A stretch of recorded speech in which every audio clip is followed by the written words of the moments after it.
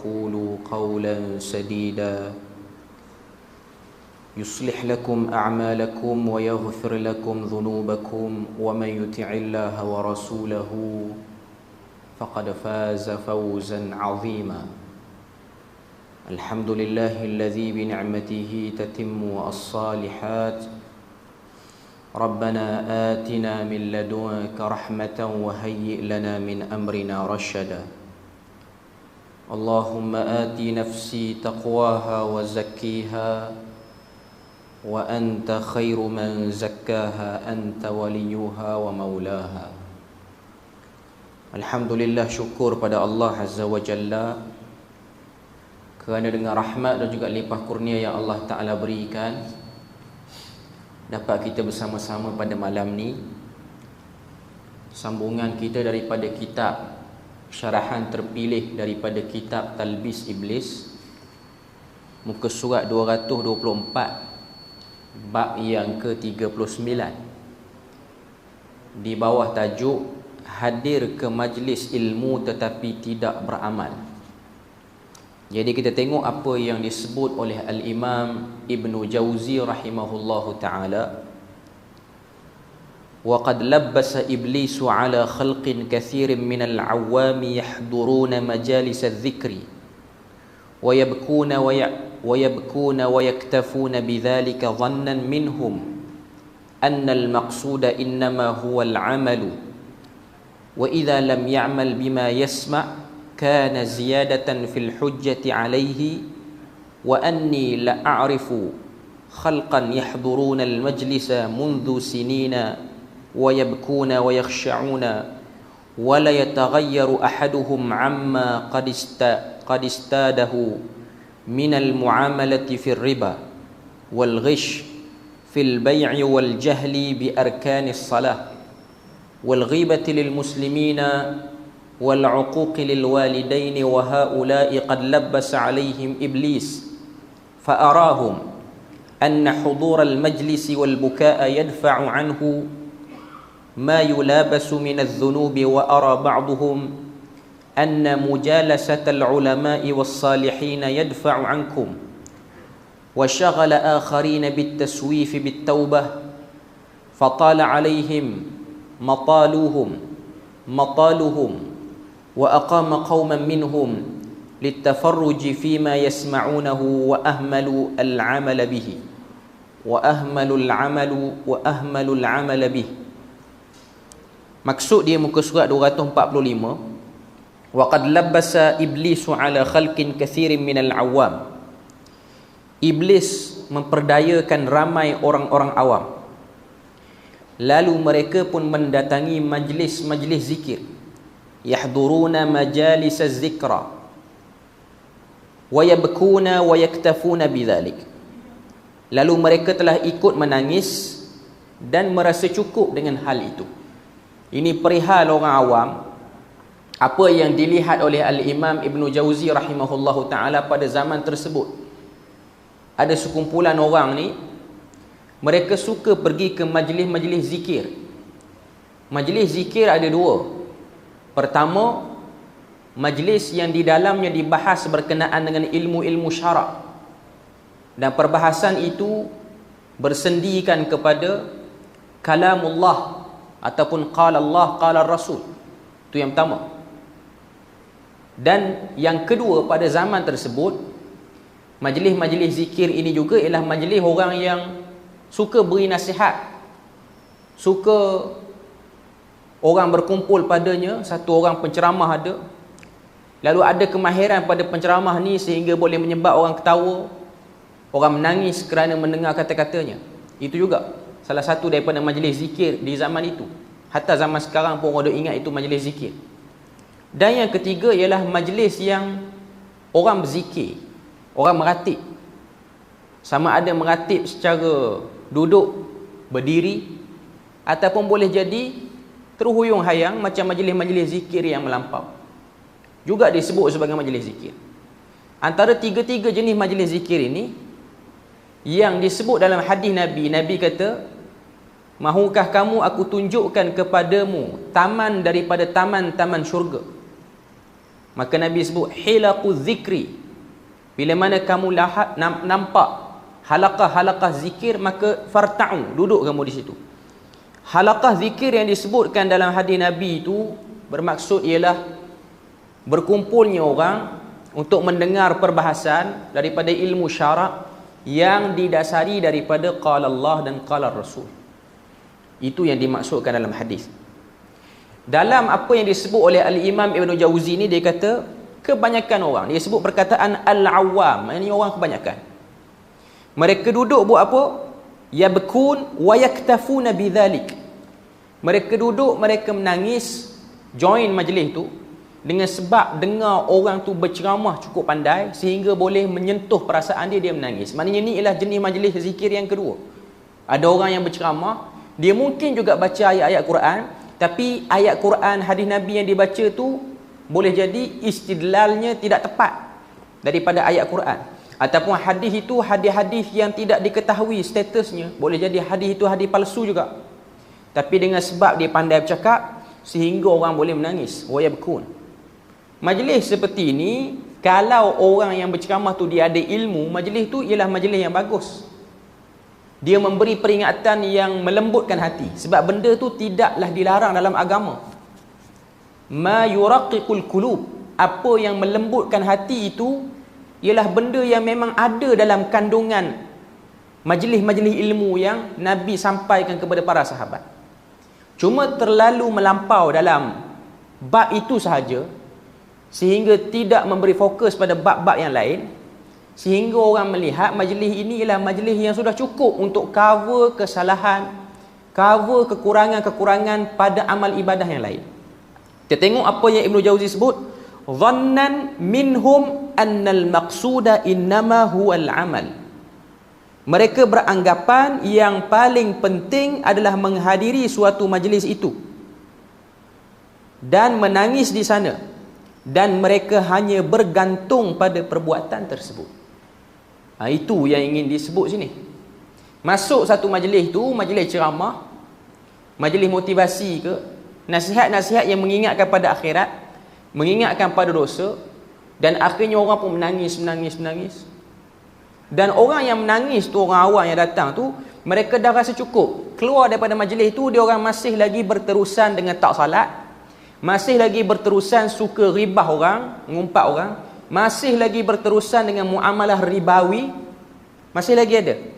Okay. Jadi ini yang dimaksudkan daripada talbis iblis tu. Okay. Kemudian apa yang disebut oleh Al-Imam Ibn Jauzi lagi, dia kata wa idza lam ya'mal bima yasma'u kana ziyadatan fil hujjati alaihi. Maksud dia kita boleh tengok, dan jikalau mereka tidak melakukan hal itu, iaitu bersama-sama menangis dan mendengar zikir-zikir, ia dapat menambah dosa dan kesalahan pada pandangan mereka. Maknanya kalau tak join, rasa macam tak beribadah, sehingga mereka mewajibkan diri untuk selalu berada dalam majlis-majlis itu. Wa anni la a'rifu khalqan yahduruna al-majlisa mundhu sinina wa yabkuna wa yakhsha'un wa la yataghayyaru ahaduhum amma qad i'tadahu min al-mu'amalati fi riba wal ghish fil bay'. Apa yang Ibn Jauzi sebut? Dia kata, sesungguhnya aku melihat segolongan orang yang datang semenjak beberapa tahun, selalu duduk datang majlis macam ni. Duduk dalam majlis tu, dengar penceramah tu bercakap, nangis, lepas tu khusyuknya nampak sekian-sekian lah. Kedudukan tu macam orang yang betul-betul sedang bertaubat. Okay.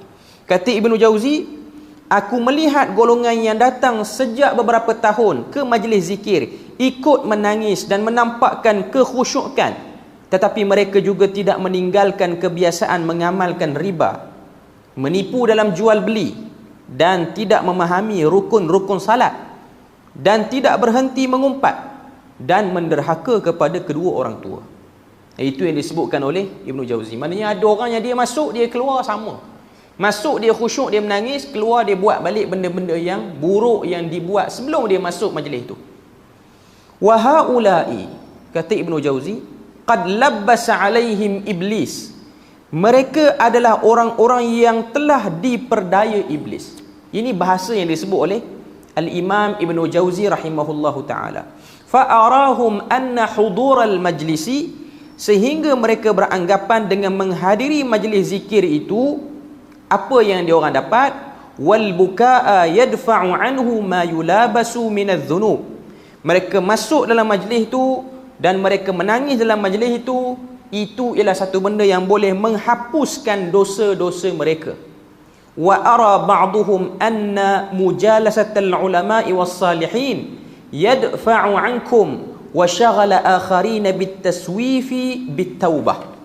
Maksudnya muka surat 246, ada pula yang beranggapan dosa mereka terampuni kerana sudah mendatangi para ulama dan orang-orang saleh. Yang inilah dulu, beberapa tahun yang lepas. Bukan beberapa tahun, beberapa belas ataupun mungkin puluh tahun yang lepas. Ada satu orang daripada Indonesia datang. Dia datang, dia kata dia nak buat satu majlis pembacaan hadis musalsal. Maknanya hadis Nabi nak bagi secara musalsal, maknanya secara bersilsilah ni lah. Dan hadis yang dia nak bagi ialah man safahani dakhalal jannah. Barang siapa yang bersalaman dengan aku, dia masuk syurga. Ada hadis tu. Tapi hadis tu hadis yang tersangat dhaif, bahkan para ulama memasukkan dia sebagai mungkar. Dan ada yang kata palsu. Maknanya ada satu hadis dia dakwa kata, Nabi kata siapa yang pernah bersalaman dengan aku, dia masuk syurga. Just tu saja. Tak perlu amalan lain. Okay. Jadi dia ada sanad hadis tu, maknanya dia bersalam dengan, orang kata apa, tok guru dia. Hadis yang dia bawa tu, man safahal ulama faka'anna safahani. Barang siapa yang bersalaman dengan para ulama seperti mana bersalaman dengan aku, dan siapa yang bersalaman dengan aku, dia masuk syurga. Okay. Jadi dia bawa hadis tu, dia bawa hadis tu dengan sanad-sanad dia. Last sekali dia kempen apa tuan-tuan? Siapa bersalam dengan saya masuk syurga. Dia sebut. Dah lama dah. Rekod dalam YouTube pun ada. Okay, boleh cari. Okay. Dan orang yang join tu bukanlah salam saja-saja. Bukan datang, okay, saya nak salam dengan tuan guru, dia pun bagi. No. RM4,000, RM5,000, RM10,000, RM15,000, bergantung kepada harga pasaran semasa. Kaya kawan tu, renovate rumah saja dekat 2 juta. Cuma nak katanya, itu dia datang dengan wajah seperti itu. Dengan wajah seperti itu. Akhirnya di belakang itu ada unsur bisnes juga. Okay. Jadi dalam apa yang disebutkan oleh Al-Imam Ibn Jauzi ni, dia kata ada pula yang beranggapan dosa mereka terampun kerana suka memandang para ulama dan orang saleh. Pandang ulama, pandang orang saleh, dosa dah terampun. Okay. Kemudian apa lagi yang disebutkan oleh Al-Imam Ibn Jauzi, dia kata wasyaghala akharin bitaswif bitaubah fatala alaihim mataluhum wa aqama qauman minhum litafarruji fima yasma'unahu wa ahmalul amala bihi. Ada pula yang suka menangguh-nangguhkan taubat, ataupun iblis menjadikan mereka sekadar mendengar ilmu secara sambil lewa dan tidak beramal dengannya. Ini ialah talbis iblis kepada orang awam. Datang majlis ilmu sekadar untuk duduk, dengar dan merasa diri sedang berlakunya proses penghapusan dosa. Duduklah majlis ilmu yang ramai-ramai orang, dan majlis ilmu tu hanya jenis bercakap, lepas tu beri kata-kata semangat, lepas tu bercakap tentang dunia, diselit dengan hadis-hadis palsu. Orang yang duduk tu dia rasa dia sedang duduk dalam satu majlis pengampunan dosa. Itu yang ingin di-highlightkan oleh penulis kitab ni, iaitu Ibn Jauzi. Zaman dia ada macam tu. Zaman sekarang ada tak? Ada lah. Zaman sekarang pun ada. Dan zaman sekarang ni dia beri nama majlis ilmu juga. Dia beri nama majlis taklim sekian-sekian. Okay. Walaupun sebahagian daripada majlis taklim tu ada yang bagus, isi-isinya baik, isi-isinya tu kadang-kadang betul dengan hadis Nabi, betul dengan ayat Quran. Okay. Tapi kefahaman sebahagian orang yang datang dan akhirnya dia pun rasa dia sedang menyucikan diri dia. Dia macam satu kefahaman, pergi umrah, semua dosa settle. Macam tu. Dia ada satu kefahaman. Sebahagian orang ni dia rasa cara dia nak recovery semua dosa-dosa dia yang lampau, dia malah nak bertaubat, dia malah nak faham ilmu agama apa-apa semua, dia cuma pergi umrah ataupun dia beri infak kepada mana-mana orang yang dikatakan orang tu alim, lalu dia rasa benda tu dah selesai. Okay. Kita tengok dalam syarah dan tahqiq apa yang disebut. Orang-orang yang selalu menghadiri majlis ilmu juga tidak terlepas daripada tipu daya iblis. Dan memang iblis ni dia tak akan lepaskan semua golongan pun hakikatnya. Orang yang tak datang masjid tu kena hasutan syaitan. Orang yang dah datang masjid pun kena hasutan syaitan. Orang yang mengajar agama pun kena hasutan syaitan. Orang yang ahli dalam agama pun kena hasutan syaitan. Sebab apa? Sebab dia dah bersumpah pada Allah Ta'ala. Dalam surah Al-A'raf kita dah pernah bincang dan pernah sebut tentang ayat ni. Sumpah iblis bila mana dia dilaknat oleh Tuhan, Allah Ta'ala kata kamu daripada kalangan golongan yang matrud, maknanya yang dijauh daripada rahmat. Apa dia kata? La ughwiyannahum ajma'in. Aku pasti akan menghasut ke semua anak cucu Adam. Makhluk yang pertama kamu cipta ni. Bukan makhluk, manusia pertama yang kamu cipta ni. Bila mana kita tengok dalam Quran, Allah Ta'ala kata sumpah iblis ni, dia kata la ughwiyannahum ajma'in. Aku akan hasut. Orang yang belajar perkataan bahasa Arab dia akan tahu perkataan la ughwiyan ni ialah cara yang paling licik untuk pikat dan pujuk orang ikut agenda orang tu. Maknanya di setiap peringkat manusia, orang awam macam ni iblis buat, orang alim macam ni iblis buat, orang yang duduk di tempat suka ceramah pada orang macam ni iblis buat. Semua golongan tak akan selamat, melainkan yang mengetahui bab ni dan cuba minta pada Allah Ta'ala supaya dilindungi daripada terperdaya.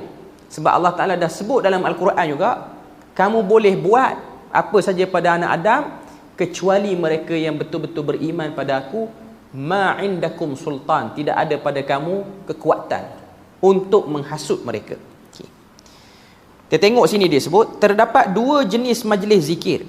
Yang pertama adalah majlis zikir yang mengajar tentang halal dan haram serta hal-hal agama. Yang kedua adalah majlis zikir yang membaca lafaz-lafaz zikir dengan mengingati Allah. Majlis zikir ini tidak mempunyai salahnya, malahan dituntut kepada umat Islam supaya menyertainya. Mereka hadir sehingga ada yang menangis di dalam majlis zikir itu. Tetapi apabila dia pulang ke rumah selepas menghadiri zikir tersebut, dia berasa bangga akan dirinya sendiri kerana mampu mengalirkan air mata. Dan memang itu benda yang diingini oleh orang-orang yang berceramah ni. Sebab ada sebahagian orang yang berceramah ni, dia punya fokus nak suruh orang menangis, nak suruh orang sedar. Dan yang lebih dahsyat lagi, dia suruh orang menangis satu hal, dia bersoal jawab dengan orang yang menangis tu. Sebab apa menangis? Saya ada banyak buat dosa. Lepas tu dosa apa? Didetailkan pula dosa kawan tu satu. Daripada majlis zikir berubah jadi majlis buka aib orang pula. Okay. Ini juga benda yang perlu diberi perhatian. Di mana-mana position, sama ada orang tua, dewasa, budak sekolah pun. Kan, kalau tengok ada sebahagian orang-orang yang buat motivasi ni, sekarang ni dah kurang dah. Dulu 10 tahun zaman saya sekolah rendah, sekolah menengah dulu, kalau ada program motivasi ni, kebiasaan pakar motivasi ni dia buat apa? Dia bagi kita kesedaran lah. Kalau ada tinggal solat apa semua, lepas tu dia suruh tutup mata.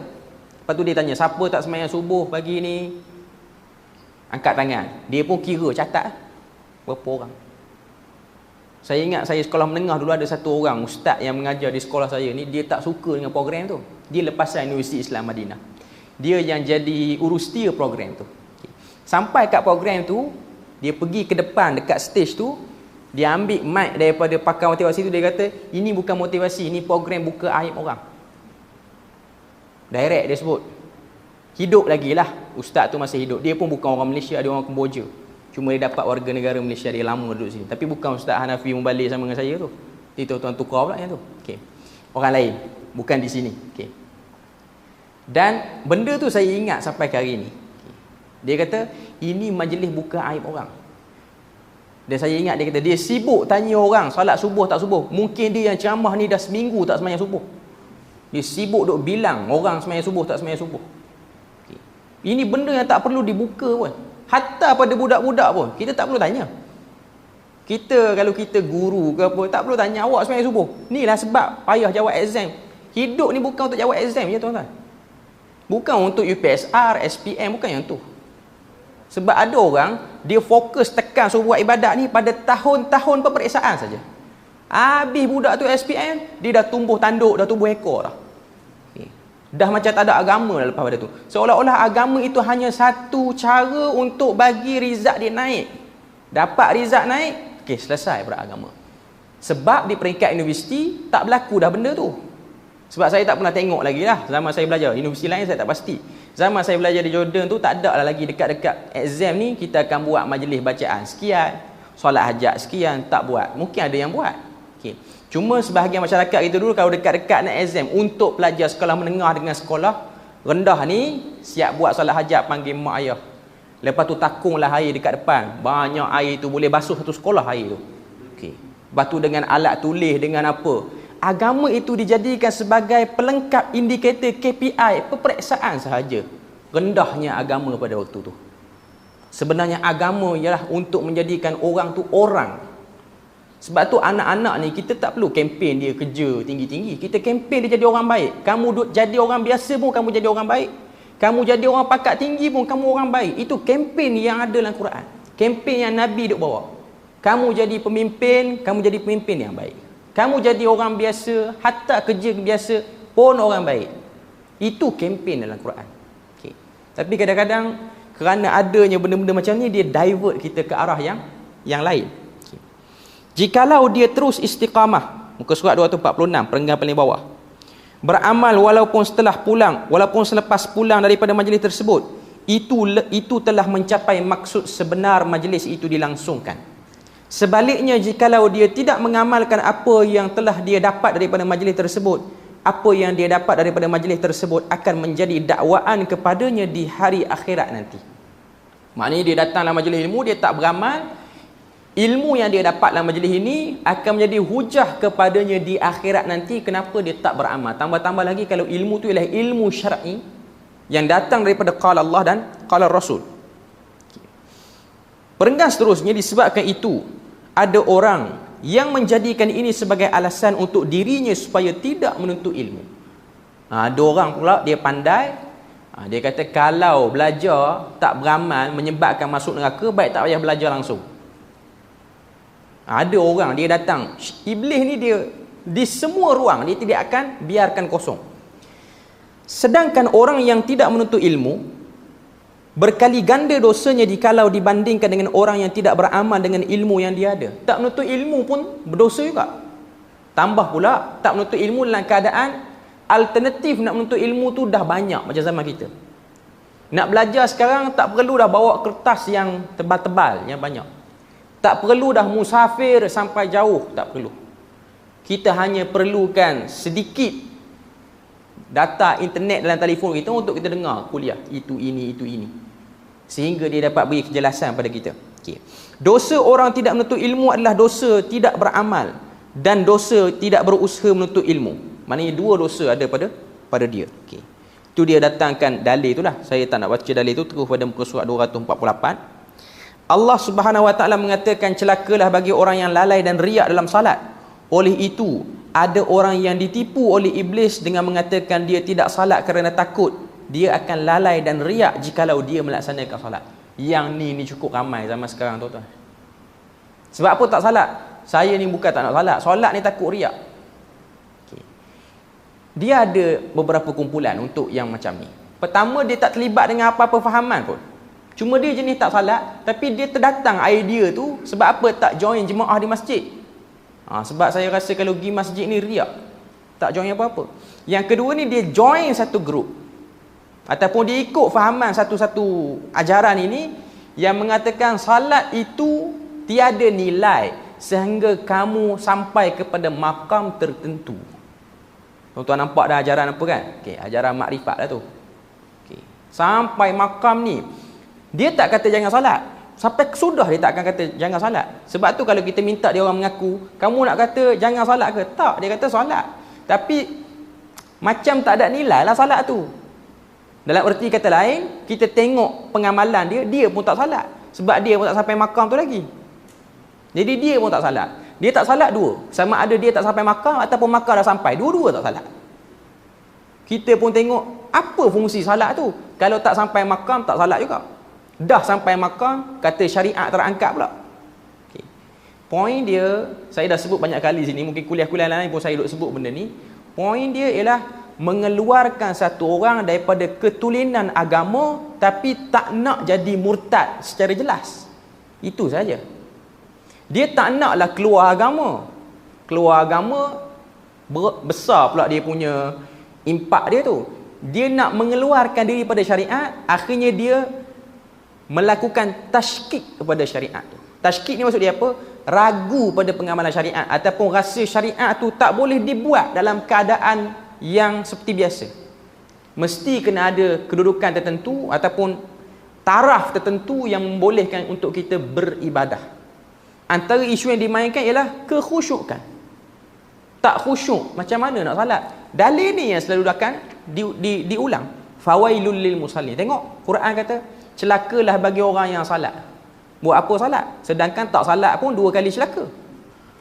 Sekarang ni yang salat celaka ni salat kerana dia tidak menjaga hukum-hukum yang lain dalam salat. Boleh jadi dia semayang dia laju pada imam. Boleh jadi dia semayang dia tak tahu hukum. Dia salam dulu lah baru takbir. Semayang juga. Tapi semayang tak ketahuan hala. Okey. Dan yang seterusnya ialah tak salat langsung kerana takut kena celaka, sedangkan tak salat itu ialah 2 kali celaka sebenarnya. Okey. Jadi inilah benda-benda yang kita kena tahulah. Sebab tu Nabi pesanan terakhir dia kepada umat ini, kalau kita tengok sebelum dia wafat, ialah salat. Sebab salat ini dia akan jadi pengikat kepada satu orang kepada agama yang tulen. Dia akan jadi pengikat. Dan salat ni lah kumpulan sesat mana-mana pun dia nak ganggu gugat pada amalan salat tu. Sebab tu ada kumpulan yang merasa diri dia hebat, dia akan nampakkan salat tu terlalu payah sehingga tak boleh nak buat lagi dengan taraf kita sekarang. Nanti kena belajar yang ilmu dia orang ni dulu. Barulah sampai keadaan boleh salat. Tu pun tak lama, dah sampai makam tu dah okey tinggi sikit, tak perlu pula salat sekali lagi. Okey. Poin dia ialah untuk mengeluarkan orang daripada wajah syariat yang tulen. Okay. Kita tengok muka surat 248 dia sebut, oleh itu ada orang yang ditipu oleh iblis dengan mengatakan dia tidak salat kerana takut dia akan lalai dan riak jikalau dia meninggalkan salat, jikalau dia melaksanakan salat. Sedangkan dosa bagi orang yang tidak mendirikan salat jauh lebih besar jikalau dibandingkan dengan salat dalam keadaan lalai. Dan ini bukanlah bermaksud tidak mengapa jikalau salat dalam keadaan lalai, tetapi sikap lalai dalam salat haruslah dikikis sedikit demi sedikit ketika mendirikan salat. Itu poin dia.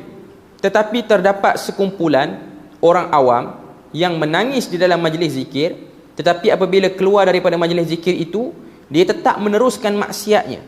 Ada juga orang awam yang menyertai majlis zikir yang terdapat di dalamnya ulama yang hebat, dan dia menganggap bahawa dengan duduk bersama ulama ini akan menjadi sebab dia tidak akan dikenakan azab oleh Allah Azza wa Jalla di akhirat kelak. Sedangkan apabila keluar daripada majlis bersama ulama tersebut, dia terus melakukan maksiat dengan beranggapan dia akan terlepas daripada azab Allah Azza wa Jalla disebabkan dia pernah menghadiri majlis bersama para ulama. Dia ada pemikiran hidup nak ringkas dalam bab agama dia nak semudah itu. Dia kalau boleh tak nak lelah, tak nak keluar peluh setitik pun atas nama ibadah dengan ilmu itu. Tak nak keluar. Jadi nak carilah jalan mana yang boleh memudahkan dia. Okay. Inilah tipu daya iblis. Tipu daya iblis. Dia pertama tipu daya pada orang yang duduk dalam majlis ilmu. Yang kedua tipu daya kepada orang yang kondak majlis tu. Iaitu alim ulama, tukang ceramah.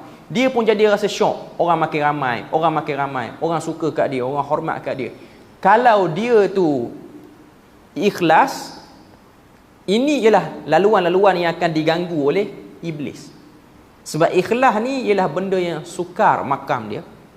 Jadi orang kata apabila mana satu orang penceramah ni dia akan datang benda-benda seperti itu, tak dapat dinafikan. Okay.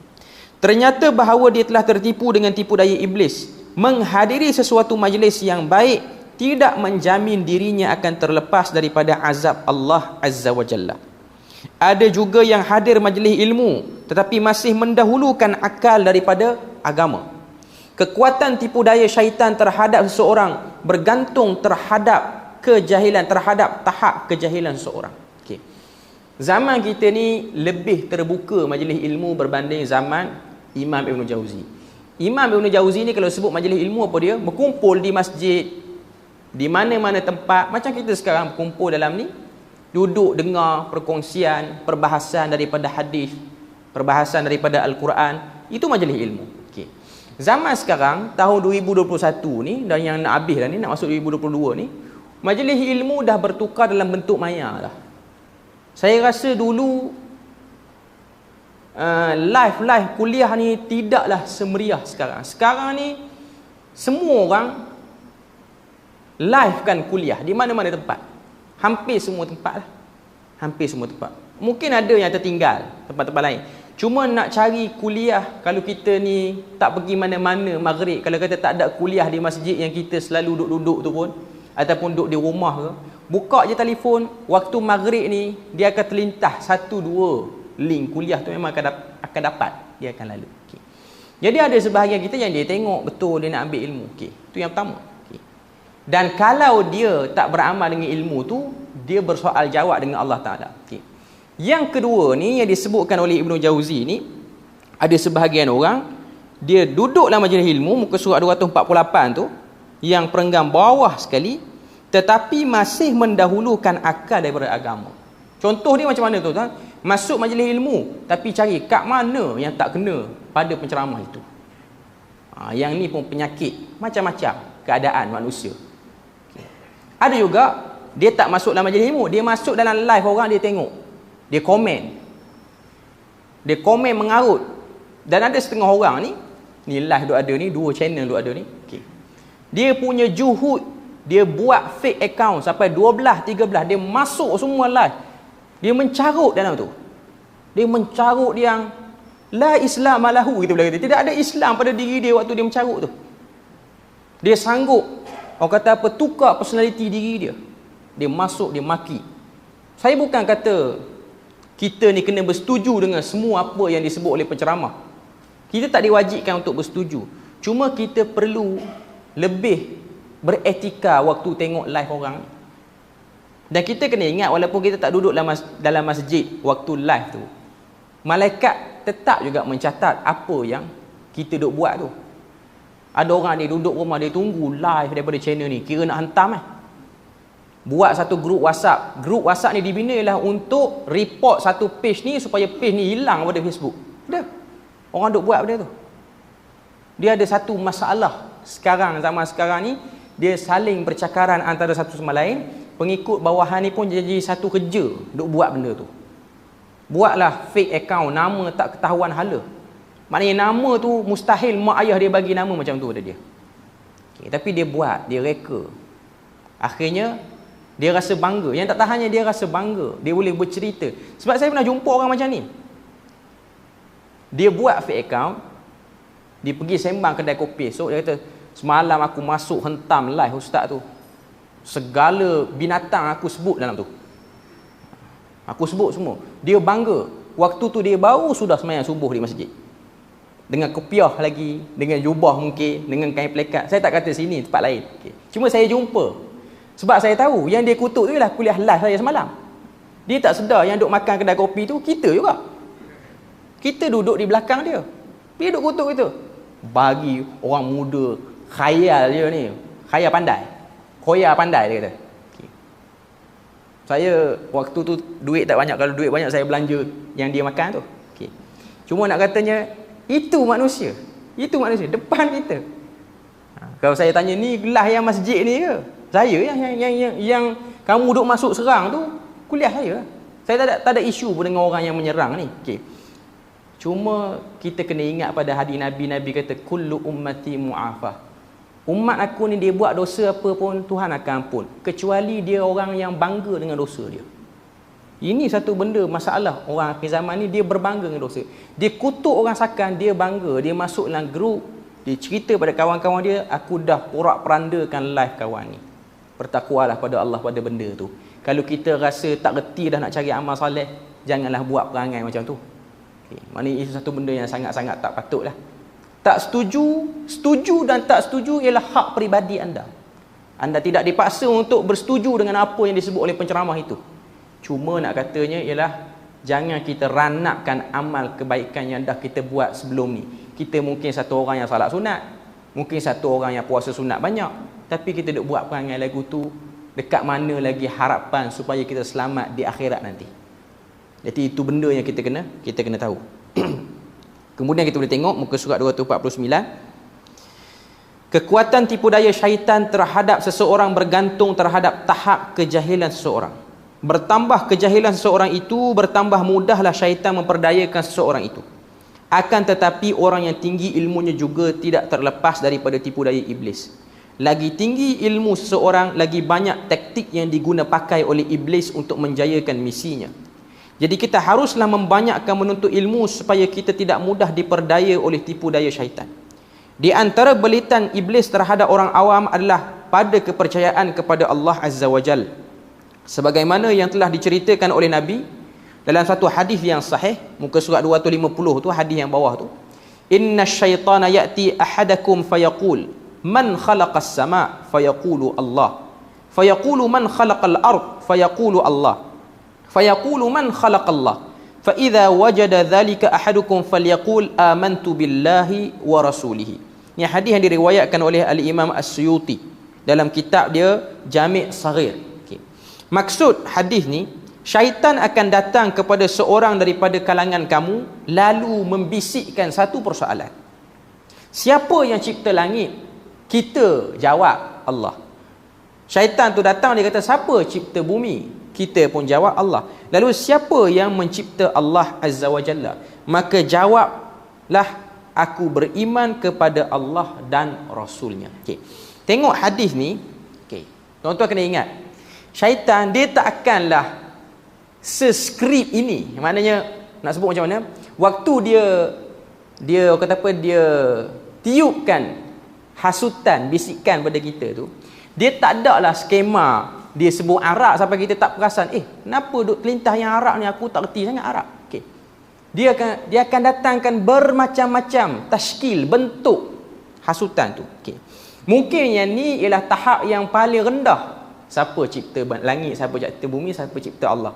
Lalu dia pun ragu. Okay. Bagi orang yang intelektual, yang baca banyak, semua benda dia baca, takkanlah syaitan bodoh takat ni yang pergi jumpa dia. Mesti cerdik sikit. Okay. Dia tak akan persoal Allah, dia akan persoal sifat-sifat dan zat Allah. Di situ dia akan pergi. Allah Ta'ala ni dalam Quran dia kata macam ni. Lepas tu dia cuba timbang dengan akal dia, macam ni. Waktu tu kata Nabi, amantu billahi wa rasulihi. Aku beriman dengan Allah dan Rasulnya. Sebab apa diikat Rasul situ? Sebab tak semua kalamullah tu kita faham yang ada dalam Quran. Jadi terpaksalah kalamullah tu dirujuk dalam sabda Nabi. Ada tak Nabi terang yang ni? Okay. Kalau Nabi terang, kita baca jawapan Nabi tu. Kalau Nabi tak terang, maknanya benda tu tidak penting untuk diterangkan, dipanjangkan ataupun dibahaskan. Macam fitnah yang berlaku pada zaman imam mujtahid yang awal, iaitu Imam Abu Hanifah, Imam Malik, Imam Syafi'i dan Imam Ahmad. Cuma kemuncaknya pada zaman Imam Ahmad, bila mana orang selalu bercakap dan bertanya, Quran ni makhluk ataupun tidak? Perbahasan itu. Sedangkan Nabi tak pernah timbulkan perbahasan tu. Nabi tak pernah timbulkan perbahasan itu. Perbahasan itu tidak pernah ditimbulkan oleh Nabi pun. Nabi tak pernah tanya Quran ni makhluk ke tidak. Sebab tu kalau kita tengok, waktu Imam Ahmad di penjara, ada satu orang lelaki tua, dia dipanggil oleh khalifah. Yang mana khalifah nak tanya dia Quran ni makhluk ataupun tidak. Orang tua tu kata, kamu datangkan pada aku ulama kamu untuk aku tanya dia dulu, sebelum kamu tanya aku. Iaitu Imam Ahmad bin Abi Du'ad, yang bertelagah dengan Imam Ahmad bin Hanbal. Abi Du'ad ni lah, Ibn Abi Du'ad ni ialah Mu'tazili, seorang yang Mu'tazilah. Okay. Lepas tu orang tua tu kata, kalau yang ni tak payah, dia tak pandai berhujah dengan aku. Itu cara taktik nak bagi pelakon, nak bagi kawan tu, orang tua ni tak sempat berhujah lagi dah kata aku tak reti. Okay. Apa soalan orang tua tu kepada Imam Abi Du'ad? yang sehingga menyebabkan khalifah tu terfikir. Rupa-rupanya kempen Quran makhluk ni ialah kempen yang buang masa banyak pun. Apa orang tua tu tanya? Orang tua tu kata kepada Imam Ahmad bin Abi Du'ad, ulama Mu'tazilah yang dekat dengan pemerintah Abbasiyah pada waktu itu, khalifah pada waktu itu, ditanya, apa yang kamu seru ni, Nabi seru tak zaman dia hidup dulu? Nabi pernah seru tak? Sekalian sahabat Nabi, ketahuilah Quran tu bukan makhluk, ataupun ketahuilah Quran tu makhluk. Pernah tak dia sebut? Apa jawab kawan tu? Tak pernah. Jadi sebab apa kamu nak buang masa banyak pada benda yang tak pernah disebut dan dibahas? Sehingga khalifah pun kata, dia tak kata, cuma dia terdetik. Betul orang tua ni sebut, betul. Dalam kitab tak sebut nama orang tua tu siapa. Dia hanya sebut ajuz, satu orang yang tua. Yang dia tu juga ialah banduan penjara juga. Duduk sekali lah dengan Imam Ahmad dan lain-lain.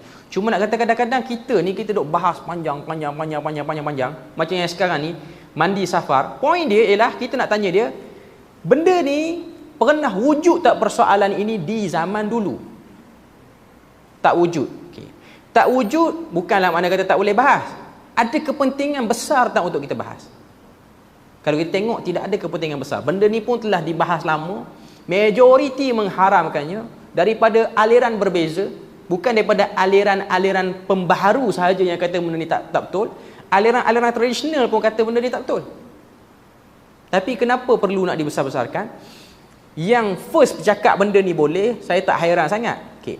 Yang peliknya ialah yang cuba mempertahankan benda tu seakan-akan boleh. Itu yang menghairankan. Sedangkan perbahasan itu tidak dibahaskan daripada zaman awal. Bahkan Nabi sebut dengan jelas, tidak ada sial pada bulan Safar. Ada hadis yang jelas dalam bab tu. Jadi kenapa nak kena buang masa? Lepas tu kata kita, ni lah orang yang suka pecah belah masyarakat. Kita nak bagi terang, kita pula kena pecah belah. Sedangkan siapa yang memecah belahkan keadaan yang tidak terpecah peringkat awalnya? Okay. Jadi itu benda yang kita kena tengok apa yang ingin disebutkan oleh Al-Imam Ibn Jauzi. Muka surat 250. Maka berdasarkan hadis itu, jikalau kita ditiup rasa was-was kepada Allah Subhanahu wa taala, maka bisikkanlah ke dalam diri kita dan berkata, amantu billahi wa rasulihi. Aku beriman kepada Allah dan Rasul. Bukan setakat sebut, tuan-tuan dan puan-puan. Dia sebut dan menghayati apa yang sedang aku sebut itu. Bila mana kita sebut amantu, aku beriman. Bahasa Melayu pun dia guna perkataan beriman. Walaupun perkataan iman tu kita nak terjemah dalam bahasa Melayu, dia lebih dekat kepada maksudnya percaya. Aku beriman dengan Allah dan Rasul. Waktu kita sebut tu maknanya apa?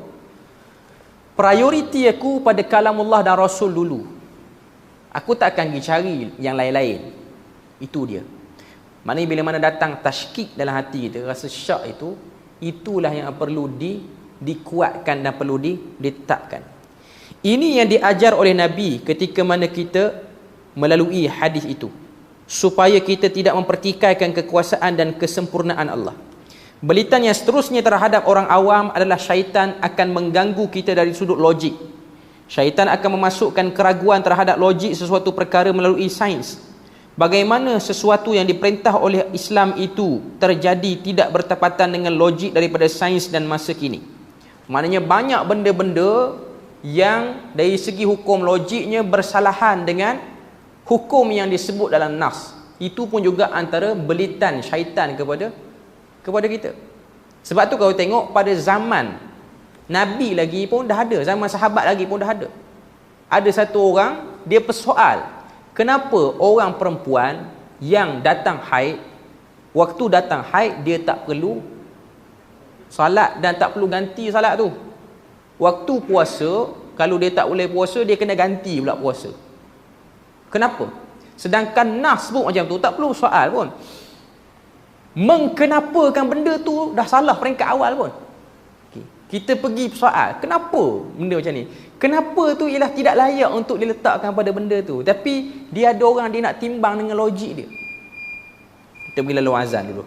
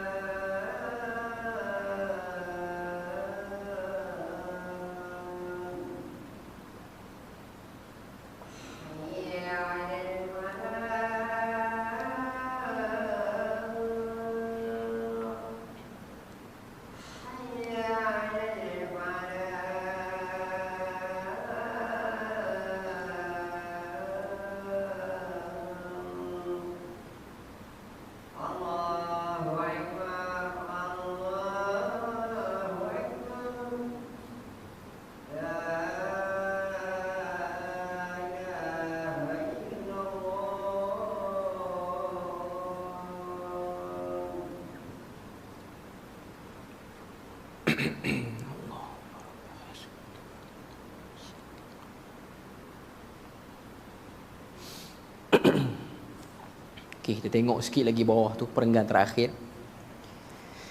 Perenggan kedua terakhir. Belitan yang seterusnya terhadap orang awam adalah syaitan akan mengganggu kita dari sudut logik. Macam contoh yang saya sebut tadi. Datang persoalan-persoalan yang suka mengkenapakan pada benda yang tidak perlu.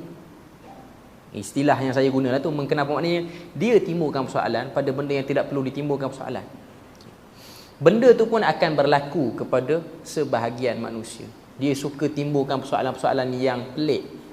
Yang orang kata apa, soalan tu ialah persoalan-persoalan yang datang mungkin dari segi keraguan dia terlampau tinggi sangat, ataupun kejahilan dia, ataupun kita pun tak tahu apa yang dalam hati dia. Cuma ada orang yang suka datangkan soalan-soalan yang pelik seperti itu.